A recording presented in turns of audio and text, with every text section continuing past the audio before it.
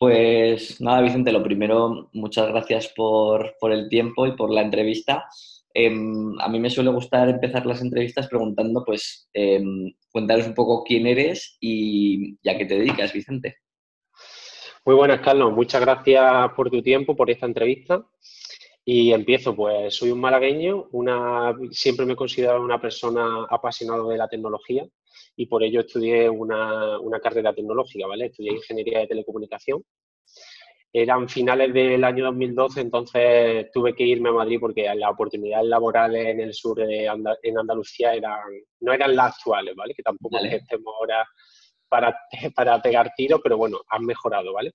Estuve vale. trabajando allí una serie de años y siempre también me gustaba mucho el mundo de la empresa.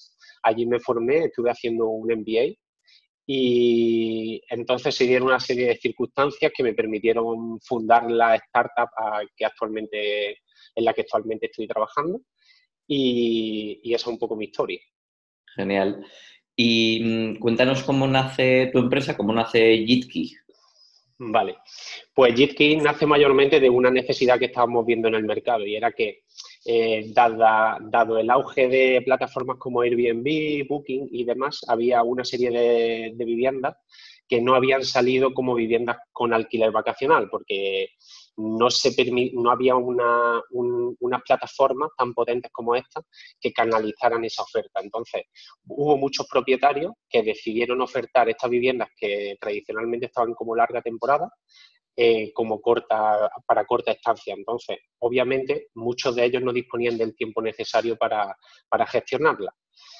Eso unido a que muchas más personas, sobre todo familias y grupos numerosos, deciden y se adaptan más a lo que es un apartamento turístico en lugar de ir a una habitación de hotel o una serie de habitaciones, porque obviamente son diferentes ofertas, vimos que había un mercado bastante incipiente, un mercado bastante creciente y por ello hicimos un pequeño estudio de mercado y nos lanzamos. Genial. ¿En qué año lo lanzasteis? Pues lanzamos Jitki oficialmente en el año 2017, pero en el año 2016 ya estábamos haciendo este estudio de mercado, viendo un poco cómo se comportaba todo. Realmente tenemos casi 3 años de historia. Genial, perfecto. Y de momento estáis centrados en Andalucía, ¿verdad? En tres ciudades. Exacto, estamos centrados en Córdoba, fue un poco la sede porque el cofundador de la startup es de allí y allí teníamos muchísimos contactos y fue un poco, digamos, la base. Luego ya nos hemos extendido por la Costa del Sol, que es donde yo actualmente resido, y así la idea es un poco crecer también en otras ciudades andaluzas donde también conocemos bastante el mercado. Sí, por Granada, Sevilla, ciudades turísticas, entiendo, ¿no? Exacto, exacto. Vale, genial, muy bien.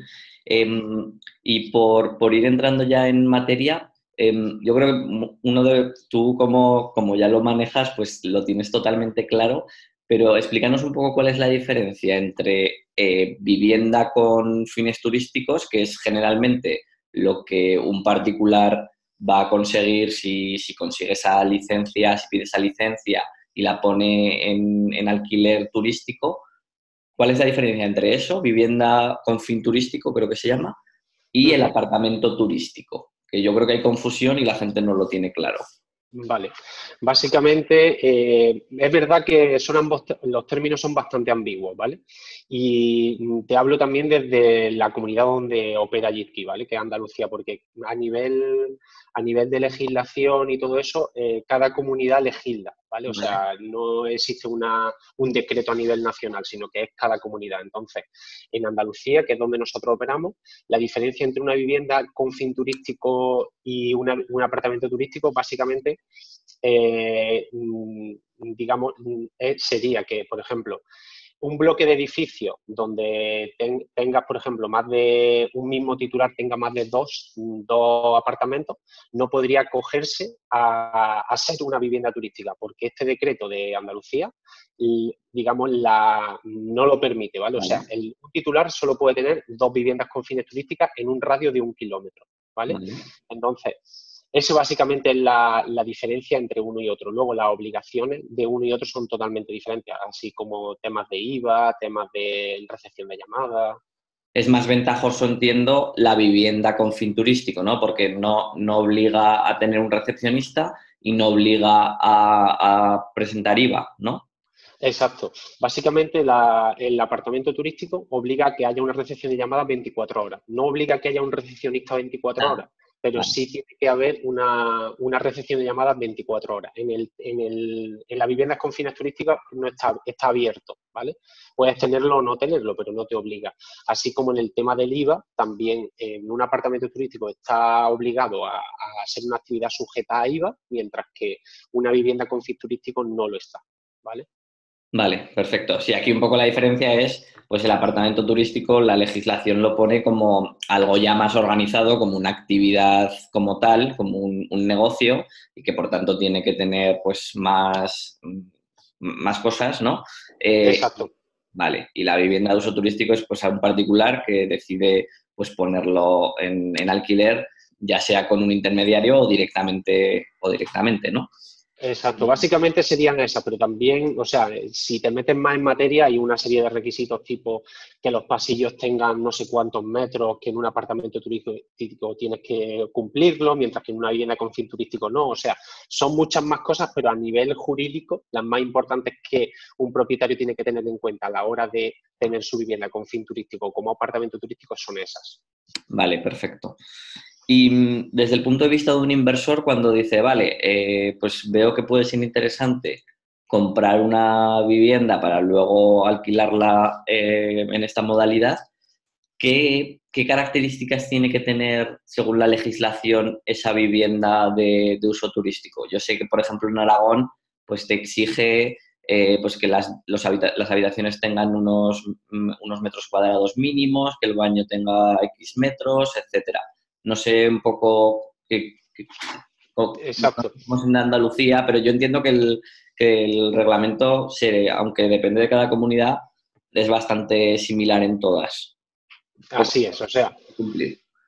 así es, o sea, es bastante similar, pero no deja de ser diferente, ¿vale? Aquí en Andalucía estamos regidos por la mayoría de decretos fueron en torno en los años 2015-2017, que fue un poco cuando hubo la proliferación, estaba todo el día en prensa el tema y tal. Aquí en Andalucía, los requisitos que tiene que tener un alojamiento para que ser considerado una vivienda con fin turístico, en primer lugar, es disponer de una licencia de ocupación, ¿vale? Esto realmente también es bastante relativo. Te explico por qué. Porque hay viviendas que nosotros gestionamos que son, a lo mejor la licencia de primera ocupación se expidió en el año 1970, luego se ha reformado y tal, pero la licencia de ocupación la tiene en su poder el ayuntamiento y el ayuntamiento ni siquiera sabe dónde se encuentra esa licencia de ocupación. Entonces, como que te dan un código para que operes de manera provisional hasta que la entidad, que en este caso es el ayuntamiento, pues encuentre esa licencia de ocupación y realmente ya se certifique de que tu vivienda dispone de una, porque claro, no depende de ti, sino que depende de un tercero, ¿vale? Ese ¿Vale? por ponerte un requisito, ¿vale? Luego el tema también, uno de los requisitos importantes es el tema de la refrigeración, ¿vale? Refrigeración por elementos fijos en habitación y salón, así como calefacción en las mismas habitaciones, ¿vale? Vale. Tienes que tener también ventilación directa al exterior, o sea, son requisitos bastante, por así decirlo, de sentido común, pero bueno, que no todo el mundo tiene aire acondicionado en todas las habitaciones. No, no, desde luego. ¿Vale? Luego también, bueno, ya requisitos que se pueden cumplir fácilmente, pues el tema de disposición de hojas de quejas y reclamaciones a disposición del usuario, el tema de una limpieza obligatoria por entrada y salida, que al contrario en los hoteles sí tienes que hacer una limpieza cada día, en los apartamentos, en las viviendas con fines turísticos solo te obliga por ley a hacer una entre entrada y salida de nuevos clientes. Luego, aunque hay algunos portales que permiten no poner, o sea, ofertar alojamientos que no dispongan de ropa de cama, por este decreto está prohibido, ¿vale? O sea, tienes que tener ropa de cama para la ocupación a la que lo estés ofertando, ¿vale? Vale. Y luego, obviamente, disponer de un teléfono para cualquier tipo de atención y resolución de cualquier incidencia que pueda suceder. No especifica horas, ¿vale? Pero tienes que tener un teléfono, así como, entre otras cosas, ofrecerle también información turística a huéspedes, pero bueno, los más importantes yo creo que son esos, ¿vale? Muy bien, muy interesante. ¿Y no hay algún requisito de superficie, de que el baño tenga que tener mínimo X metros cuadrados? ¿No habla? A nivel de Andalucía, no. Te cuento Vale, que en algunas ciudades sí es cierto que de forma extraoficial el inspector suele ir o sea, cuando está haciendo una inspección, midiendo y determinando, por ejemplo, este dormitorio no puede ser de 3 personas o no puede ser una. exacto. Sí, Eso lo hacen, lo están haciendo algunos inspectores, pero no de manera, en el decreto 28/2016 de Andalucía no existe eso. vale. Pues igual es eso, igual es más de forma extraoficial, porque yo estuve dudando si poner uno de mis pisos en alquiler turístico y estábamos ahí un poco dudando porque había algunas habitaciones que no llegaban a los 10 metros cuadrados y por tanto me decían que esa habitación no me la iban a poner como para dos personas, sino solo para una. A lo mejor es eso que hablas tú, que es un poco más de forma extraoficial. Vale, vale, perfecto. Ok, luego otra pregunta, Vicente. Cuando alguien tiene un piso que se plantea poner en esta modalidad, yo entiendo que tiene como varias opciones, ¿no? Desde ponerlo, o sea, si yo, por ejemplo, tengo un piso, pues puedo ofrecerlo directamente, poner un anuncio en Airbnb y empezar a funcionar, y yo me lo guiso, yo me lo como, yo voy a llevar las llaves, yo voy a limpiar, yo me encargo de poner anuncio, etcétera, hasta la opción de, oye, yo se lo dejo a una agencia o a una persona y me olvido de todo. Esta persona pues pone el anuncio, programa los precios, queda con los huéspedes para darles las llaves o bien pone un sistema de recepción directa con código. Esas, digamos que son las dos, como los dos extremos, ¿no? Y luego entiendo que también está la opción pues, más intermedia de subcontratar ciertas cosas. ¿Cómo es así como las opciones que tiene alguien? ¿Cómo lo ves tú? ¿Y cómo hacéis en JitKey? Vale, básicamente o sea, esos digamos serían los 3 bloques, ¿vale?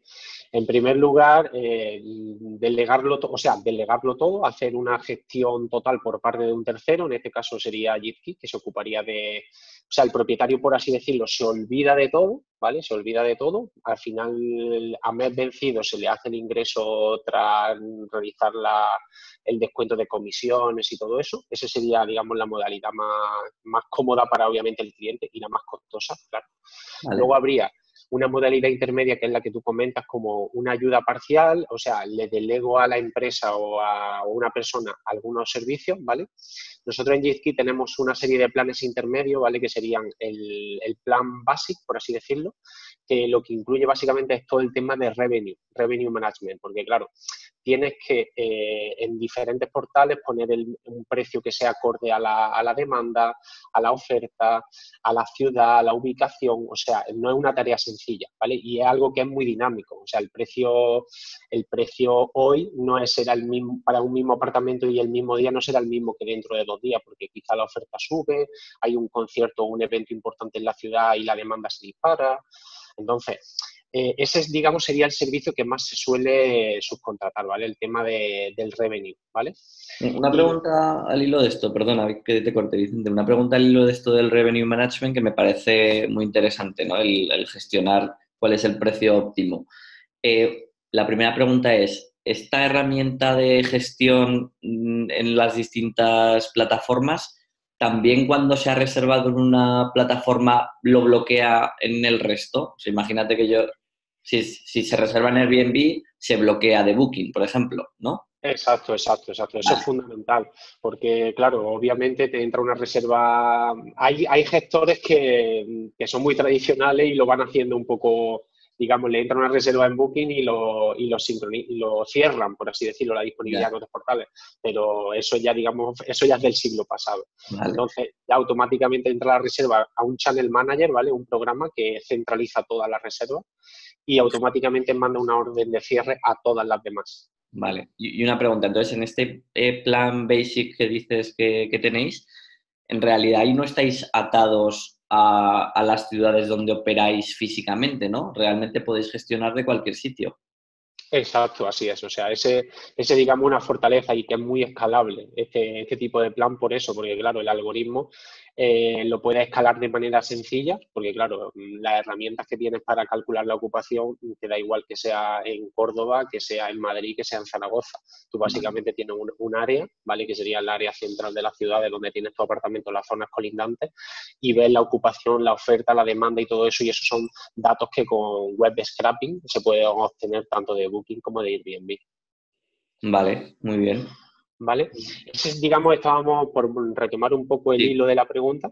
Ese, digamos, sería el plan más económico para esa persona y que delegaría la parte de revenue y también el alta en los portales, porque claro, tú como particular no puedes dar de alta un anuncio en determinadas plataformas. Por ejemplo, el grupo Expedia, ¿vale? Que aglutina más de 200 portales, no permite que un propietario único, con un único alojamiento, dé de alta su alojamiento, sino que tiene que ser un gestor con más de 5 propiedades el que lo dé de alta, ¿vale? Porque, sin embargo, otras plataformas como Airbnb o Booking no tienen ningún tipo de restricción en cuanto a eso. Entonces, el hecho de que una empresa te gestione el tema del revenue es también interesante porque tiene mucha más presencia online, porque, claro, hay determinados portales que tienen este tipo de restricciones, ¿vale?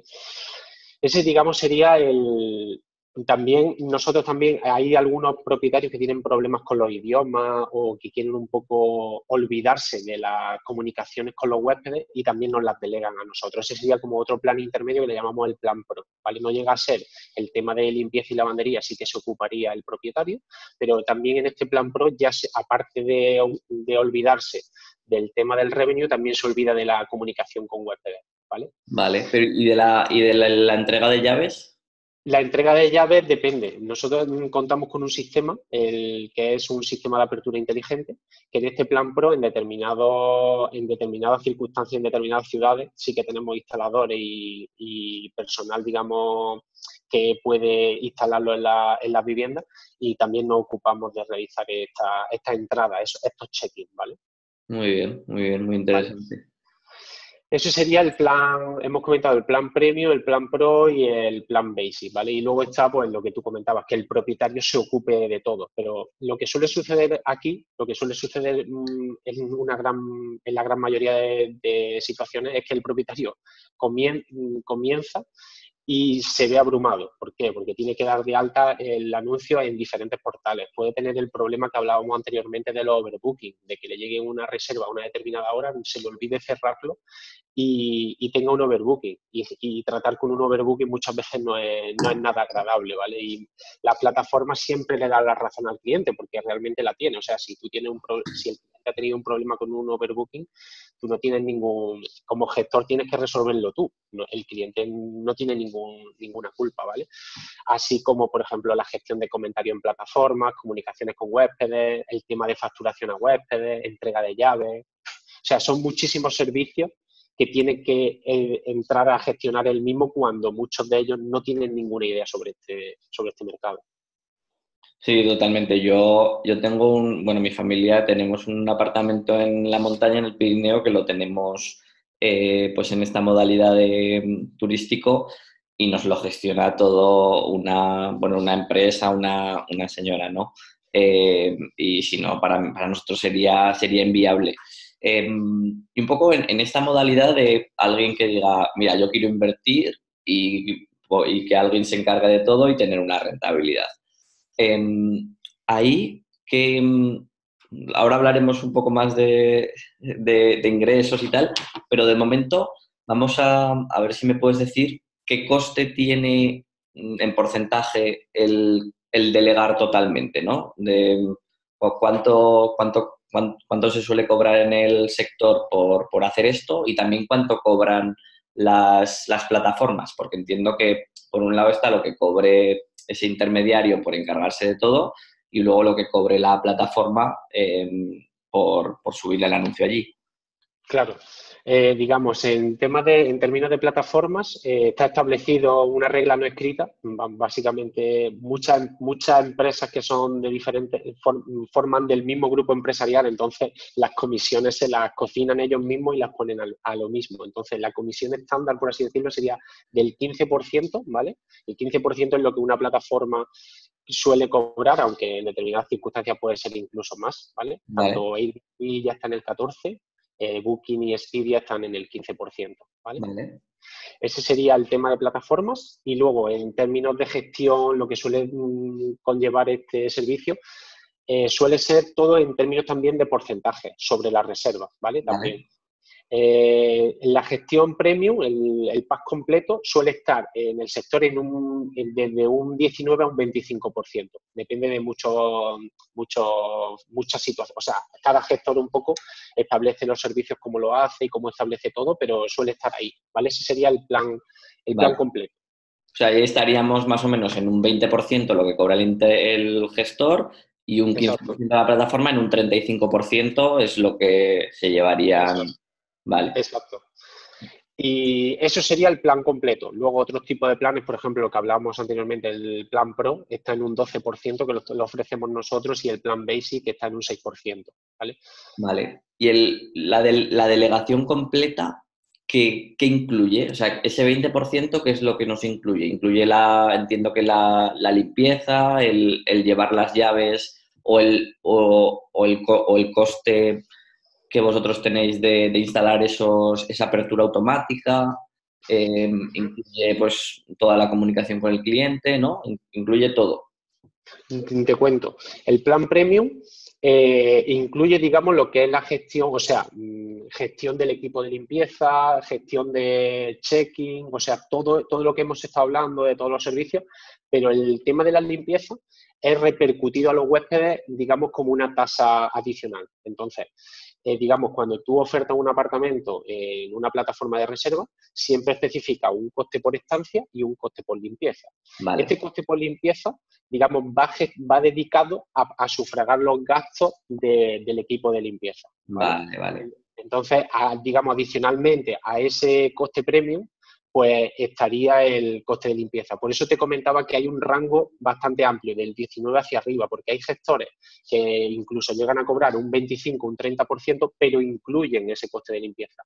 Mientras que otros gestores incluyen el 19%, pero el coste de limpieza, aunque ellos lo manejen y tengan su equipo de limpieza, y se cierre un precio fijo, ¿no? Pero va aparte, digamos. Perfecto. Luego, yo me he encontrado algunos inversores que les gusta esta modalidad de alquiler turístico, aparte de por los ingresos, porque ven que su vivienda está como más cuidada, ¿no? El hecho de que haya una rotación bastante alta, como que ese gestor está pendiente de los problemas, porque claro, tú no puedes tener pues, un apartamento turístico y que esté estropeado el frigorífico, o que una bombilla esté rota, o que la pintura esté mal. Digamos que como que está siempre impecable. Yo no sé si en el sector estos gestores también incluyen en ese 20% se incluyen estas cosas o eso iría aparte. Te cuento, o sea, es verdad lo que estabas afirmando sobre que los apartamentos están mucho más impecables, eso sin lugar a dudas, porque cualquier problema o cualquier cosa, los huéspedes son muy, muy, muy exigentes. Entonces, las personas que pasan por el apartamento, que habitualmente pues, son el equipo de limpieza, algunas revisiones que se hacen periódicamente, tienen que dejarlo todo impecable, porque claro, si llega uno huésped y no funciona el aire acondicionado o cualquier cosa no está en perfectas condiciones, te lo van a reclamar y van a exigir compensación económica y también con el consiguiente perjuicio de que ellos han pagado por unos servicios que realmente no se les están ofreciendo, ¿no? Entonces los apartamentos sufren mucho menos en esta modalidad que en la modalidad de larga temporada, porque también en muchas ciudades los huéspedes llegan, sobre todo en ciudades urbanas, llegan al apartamento, dejan sus maletas y se van a visitar. O sea, el tiempo que transcurre dentro del apartamento es mucho menor, con lo cual la posibilidad de imperfecto y tal también, o sea, de que haya reparación y todo eso también es mucho menor. Con respecto a las reparaciones en Jitsi, lo que hacemos es, cuando se detecta algo, ¿vale? se detecta que hay algo que no está funcionando correctamente, a partir de un determinado importe, ¿vale? Un importe, no sé, también depende un poco, porque claro, hay reparaciones que parecen que al principio son un poco más baratas y luego son más caras, pero bueno, a partir de un determinado importe, siempre se le comunica al propietario. La transparencia para nosotros es fundamental. Se le comunica, oye, pues mira que el aire acondicionado no funciona, por ejemplo. ¿Quieres que nosotros lo gestionemos con nuestro equipo? Porque claro, ese coste sería repercutido al propietario, ¿vale? O sea, el coste de la reparación de un aire acondicionado puede oscilar desde unos 50 euros en el mejor de los casos a unos 400 euros en caso de que tengas que cambiarlo entero. Entonces, es algo que a nivel de empresa muy pocos gestores se hacen responsables de este tipo de costes porque, claro, son pueden ser muy baratos o pueden ser muy caros. Entonces, nosotros se lo comunicamos al propietario y él, si nos da luz verde, nosotros lo gestionamos siempre. Solemos trabajar con presupuestos, ¿vale? Un presupuesto más o menos aproximado para que el propietario también tenga una idea de lo que realmente puede llevarle esa reparación. Perfecto. Bien, bien, muy, muy interesante. Yendo un poco ya a... ¿Tú en qué ciudades crees que es interesante el alquiler turístico o dónde crees que puede haber oportunidades? Vale, España a nivel turístico es un secreto a voces de que es una potencia mundial, ¿vale? Eso está clarísimo, ¿vale? Las grandes ciudades tipo Barcelona, Madrid, en los centros, en el centro urbano, son muy, muy, muy rentables. Luego, a nivel Andalucía, pues también sucede un poco lo mismo. Las ciudades que tienen muchos monumentos, tipo Sevilla, tipo Córdoba, Granada, Málaga, pues en los centros urbanos funcionan muy bien los apartamentos. Ahí es muy importante sobre todo la localización y luego en zonas costeras también en determinadas temporadas también son muy interesantes. Vale. Sí, bueno, es lo que tú dices, no hay, no hay secretos con esto, no vamos a descubrir. Totalmente, totalmente. Sentido común. Vale, y ya si estamos en una ciudad turística, ¿qué tipo de vivienda es la que funciona mejor? ¿Qué es lo que, como inversor, en qué habría que fijarse? ¿O qué tipo de vivienda crees tú que es más rentable para poner en turístico? Vale, yo creo que el tipo de vivienda ideal es aquella vivienda con una capacidad como mínimo, puede entrar, o sea, que tenga una capacidad máxima de más de 5 personas, 4 o 5 personas. ¿Por qué? Porque si es un apartamento que es un estudio y solo permite 2 huéspedes, ya estás compitiendo contra toda la oferta hotelera. Vale, Entonces, digamos, tienes muchos más competidores. Sin embargo, si tu capacidad es de 5 o más personas, ya tienes, digamos, mucha más ventaja con respecto a los hoteles que los quitas todos, digamos, como competidores, porque ya tienen que tener más de una habitación, ¿vale? Para ese vale. grupo. Sin embargo, tú como apartamento ya, digamos, tienes una ventaja. Luego, si, por ejemplo, es un grupo más numeroso, el tema de los baños también es muy importante. Por ejemplo, más de 5 personas, o sea, si son más de 5 personas, ya 2 baños es bastante, bastante interesante, si no obligatorio, porque claro, cuando se juntan 6 o 7 personas y solo tienen un baño, eso también es un hándicap importante a la hora de la reserva por parte de los huéspedes. Perfecto. Y a nivel de, ¿tú crees que es importante que tenga ascensor o no es tan importante? Yo diría que no es tan importante. Hombre, también aplicando un poco el sentido común, si es un séptimo sin ascensor, pues puede ser un gran hándicap, pero si es un segundo o tercero sin ascensor, tampoco creo que sea un problema grave. Pues eso puede ser interesante porque esas viviendas generalmente son más baratas y pueden salir mejor los números. Bien, bueno saberlo. Vale. Yo sé que la pregunta es complicada y que depende de muchas cosas, ¿vale? Pero a ver si nos puedes dar una orientación de, oye, en una ciudad turística como, no sé, alguna de las que manejáis vosotros, Málaga o Córdoba, un piso normal, medio, de 2 habitaciones con capacidad para 4 o 5 huéspedes. ¿En qué ingresos nos podemos mover en un año? Yo, por ejemplo, sí que voy a dar un dato de cuánto estoy facturando con ese apartamento que te decía en el Pirineo, que tiene una capacidad para 4 personas y está facturando unos 10.000 euros al año, ¿vale? Eh, pero por tener algún dato más o menos, como te digo, un piso medio de los que tengáis vosotros, o si quieres dame algún rango de cuánto podemos estar.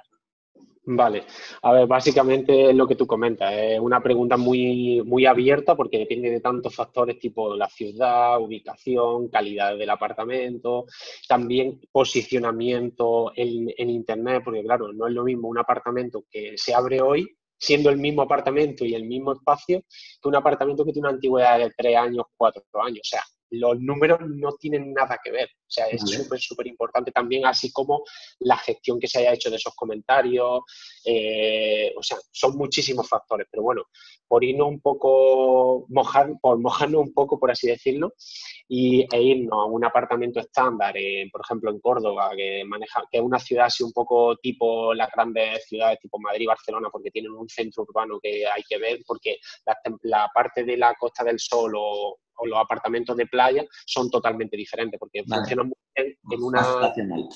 Exacto, mucho más estacional.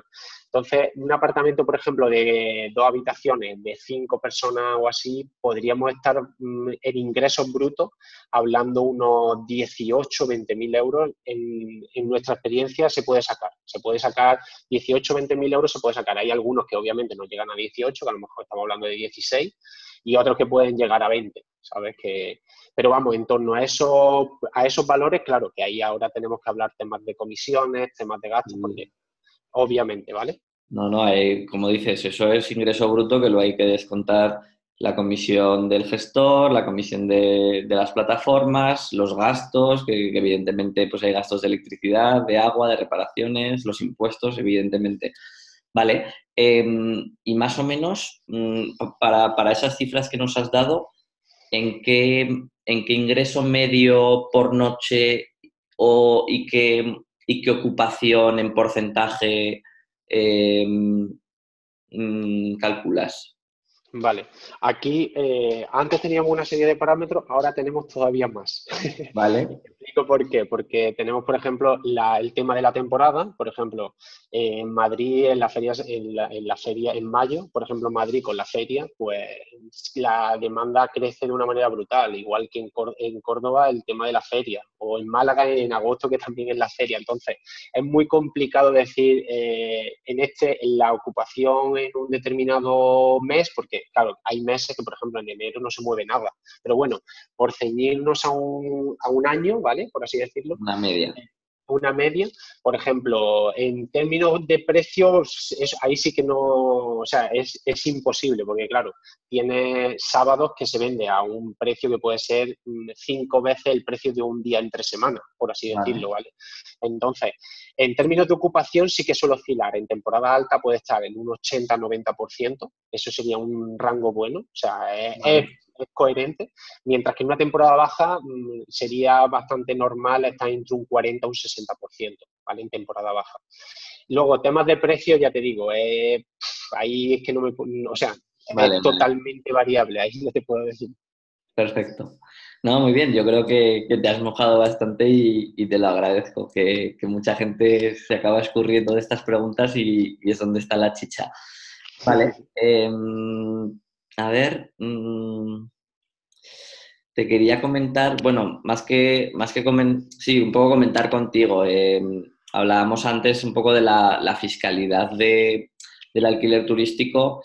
Bueno, yo creo que aquí es lo que comentábamos, que mm, si ponemos la vivienda en alquiler turístico como particular, pues ahí esto nos va a los rendimientos del capital mobiliario, lo único que a pesar de que hay mayores ingresos por alquilar de esta forma, pues también la legislación lo penaliza un poco y no tenemos esa reducción del 60% cuando arriendas de la forma tradicional en el que esa vivienda es la vivienda habitual del inquilino, ¿no?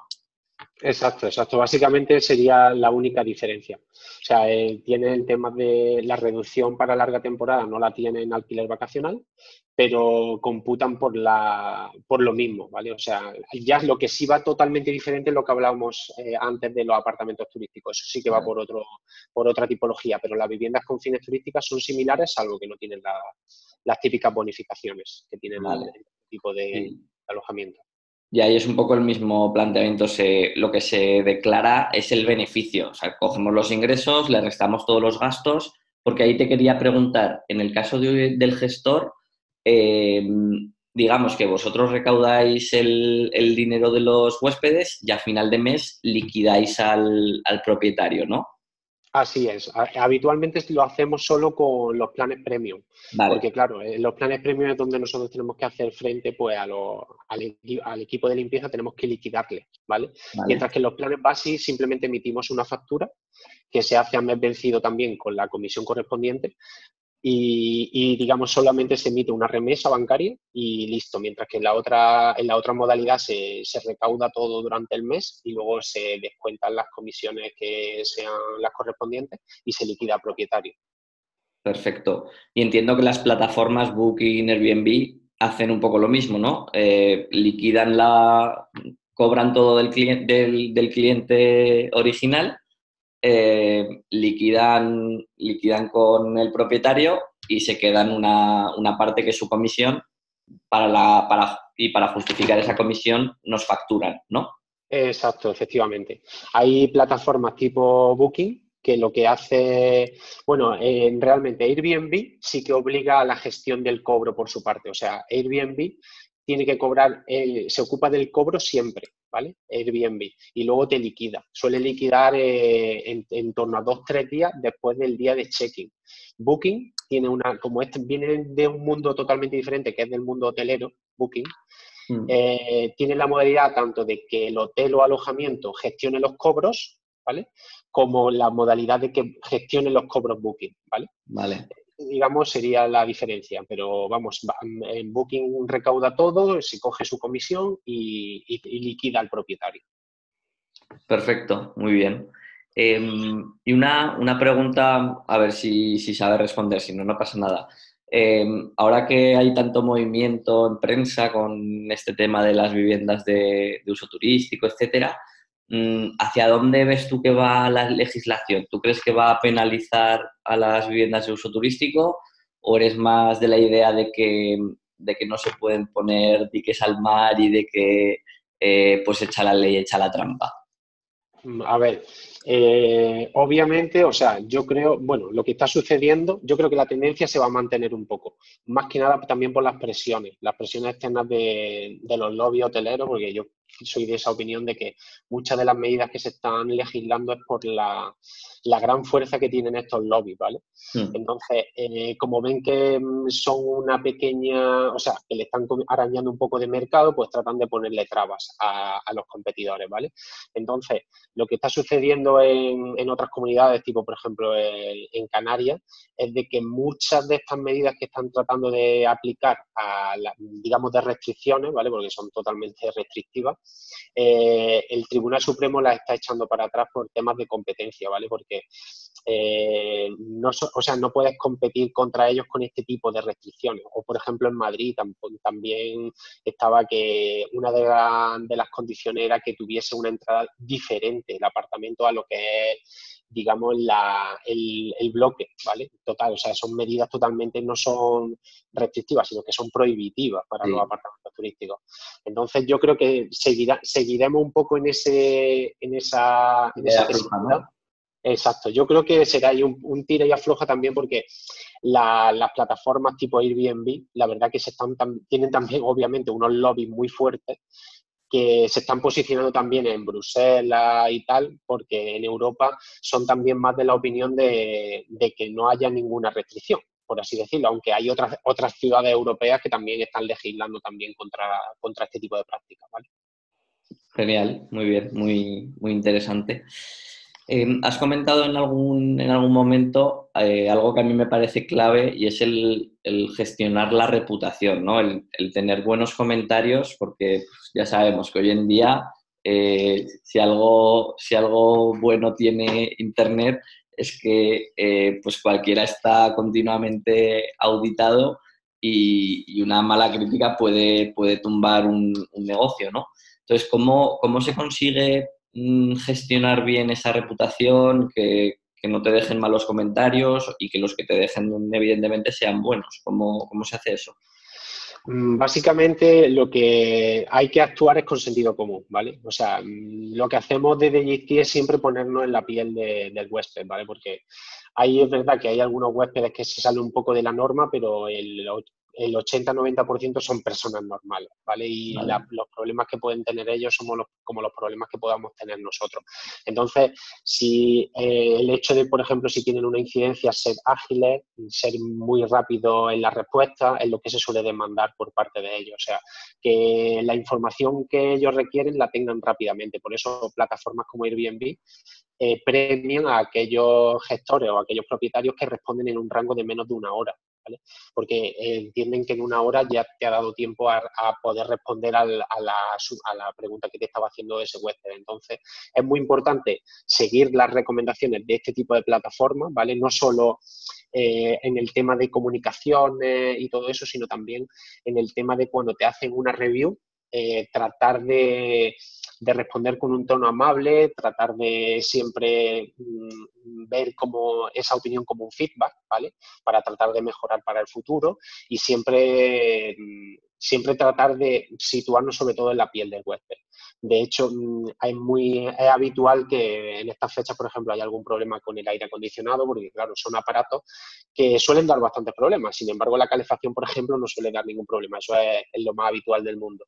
Entonces, pues siempre el hecho de que tú seas ágil y trates de verlo con ellos y ellos te vean desde el minuto uno como alguien que está tratando de ayudarle, pues, por ejemplo, lo más habitual es que no saben utilizar bien cómo se utiliza bien un aire acondicionado, porque a lo mejor vienen de otra parte del mundo y allí a lo mejor no tienen el mismo sistema. Muchos se resuelven así, otros a lo mejor es que hay un problema y tienes que mandar un técnico. El hecho de que todo eso sea de una manera ágil, de una manera natural, de una manera normal, pues te va a dar un buen comentario, a pesar de que a lo mejor el aire acondicionado estuviese estropeado mientras en la estancia o durante una determinada hora para ese huésped. Vosotros que gestionáis muchos apartamentos y que tenéis que pensar evidentemente en la escalabilidad, no en resolver cada caso concreto, poco ¿qué consejos das o qué hacéis vosotros, qué checklist tenéis como para gestionar bien esa relación, ¿no? Pues hablabas pues a lo mejor puede ser unas instrucciones en varios idiomas, ¿no? De que cuando el huésped llegue, pues se encuentre un poco una hoja de bienvenida en varios idiomas. No sé si dais algún pack de bienvenida, pues no sé, de unas botellas de agua, unos geles, más tipo lo que hacen los hoteles, que yo creo que no cuesta mucho y queda bastante bien. O no sé si dais también alguna recomendación y el típico mapa de qué hacer en la ciudad, etcétera. No sé si tenéis algo de esto. Vale, nosotros básicamente tratamos de hacerlo que el huésped tenga toda esa información antes de llegar al apartamento. O sea, nosotros previo a su llegada ya le hemos ofrecido toda esa información. O sea, Muy información bien. turística, sitios recomendados por nosotros, mapas hechos por nosotros sobre cualquier mapa de Google Maps. Tenemos como una capa para nuestras ciudades que le damos las recomendaciones que nos gustaría si nosotros fuésemos turistas, ¿vale? O sea, como los sitios no para turistas, sino como para gente local. ¿Vale? Muy bien, muy interesante. Luego el tema de tener todo muy detallado en el alojamiento, por ejemplo, el hecho de que la hora de checkout esté muy clara, porque hay muchos huéspedes que se despistan, no saben si la hora de checkout es a las 11, si es a las 12, y el hecho de que eso esté muy claro en la puerta de entrada del apartamento por la parte interna, eso es fundamental porque, claro, si mientras que están durante su estancia lo ven, al final no se retrasan, porque mucha gente no se retrasa porque quiera o a mala fe, sino porque por desconocimiento, ¿vale? Tener todo eso de manera previa a su llegada es fundamental. El tema del wifi es una pregunta del 80% de los huéspedes. Si se lo tienes facilitado en el apartamento, en el correo que le mandas previa a su llegada, no te lo va a preguntar. Alguna gente lo pregunta, pero ya se reduce mucho si se lo da en muchos lugares. Genial. La verdad es que con el tiempo que lleváis habréis aprendido un montón de todo esto, muy interesante. Y un poco al hilo de esto y hablando un poco de la escalabilidad, eh, vosotros vais en la modalidad en la que gestionáis completamente, en la que el propietario delega todo, ¿vais a llevar todas las llaves cada vez que va un huésped o tenéis algo un poco más automatizado?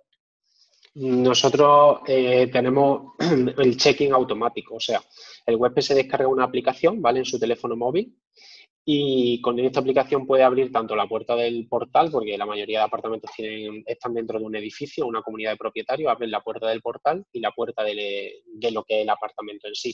De esa manera, para los huéspedes, aunque mucha gente agradezca el contacto físico, por así decirlo, una acogida por parte de un anfitrión, la mayoría en un gran porcentaje, y yo creo que cada día más, prefieren este tipo de sistemas más que nada por la flexibilidad, por el hecho de no tener que estar comunicando, oye, que llevo un retraso de media hora, perdona, pero me estoy retrasando un poco más de lo habitual. O sea, yo creo que al final evolucionará este sistema a esto, incluso plataformas como Airbnb, que son, al fin y al cabo, es como la plataforma más tipo comunidad, ¿vale? O sea, una comunidad de anfitriones y huéspedes, ya premia a aquellos anfitriones que tengan un sistema de apertura.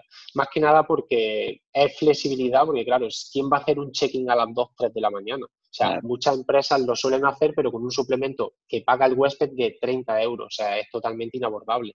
Mientras que con un sistema de este tipo, pues te ahorras todo ese tipo de problemas.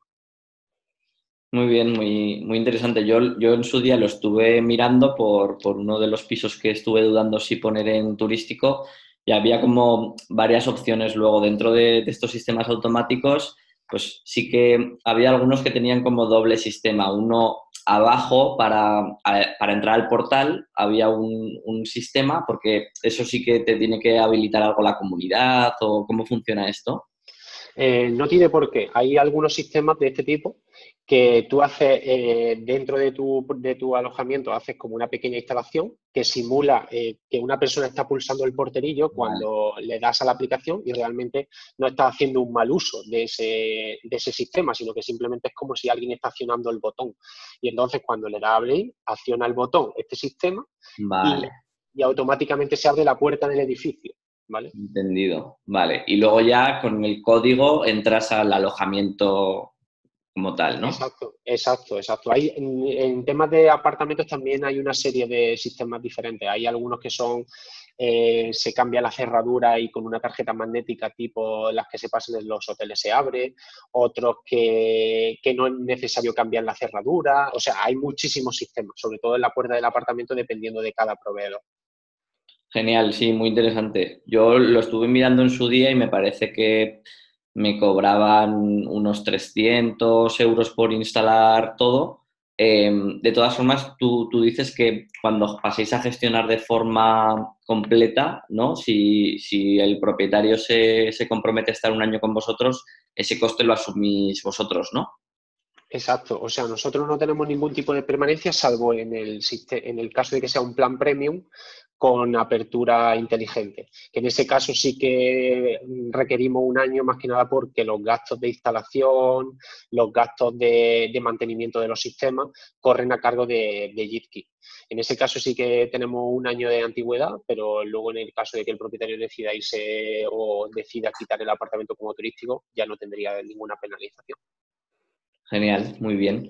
Y ya por ir terminando, Vicente, te voy a comentar una cosa que yo me estoy encontrando que hay personas, amigos, inversores que a lo mejor no tienen pisos en propiedad o lo que hacen es arrendar esos pisos a los propietarios.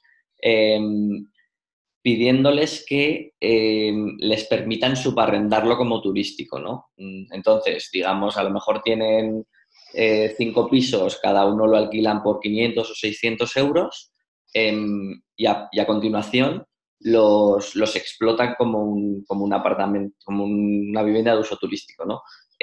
Y a lo mejor pues consiguen de cada piso pues facturar 1.000, 1.500 euros al mes y con la diferencia pues hay gente que está viviendo de esto, de gestionar 4 o 5 pisos que no son suyos, que simplemente pues igual que alguien que se monta un negocio, ¿no? Alquila un local, le saca rendimiento y con eso paga el coste y todavía le queda un beneficio importante. No sé si tú te estás encontrando esto y qué opinas un poco de este modelo. Pues básicamente es una realidad. O sea, nosotros de hecho no suelen contratar el plan completo porque este tipo de personas disponen de mucho tiempo, pero sí que a veces nos delegan a nosotros el tema, por ejemplo, del revenue. O sea, muchos planes basic son este tipo de personas. Personas que no tenían ninguna experiencia como gestores, pero dadas las necesidades, pues que a lo mejor se han quedado en paro o cualquier otro tipo de circunstancias, se han, digamos, transformado, se han reinventado y se ocupan, pues incluso hacen limpieza, lavandería, check-in, lo hacen todo, salvo a lo mejor algunos lo hacen completamente todo, revenue e incluso, pero otros, el tema del revenue o sea, lo subcontratan a empresas como nosotros porque ya se les escapa un poco de las manos. Pero yo creo que es un modelo que al fin y al cabo ellos se dan de alta como autónomos y al fin y al cabo están haciendo un trabajo que ellos mismos ellos son sus propios empleadores y yo creo que no hay ningún problema siempre y cuando haya una cláusula en el contrato de arrendamiento que le indique al propietario de que ese piso va a ser explotado como turístico, que es un requisito fundamental para hacerlo. Genial.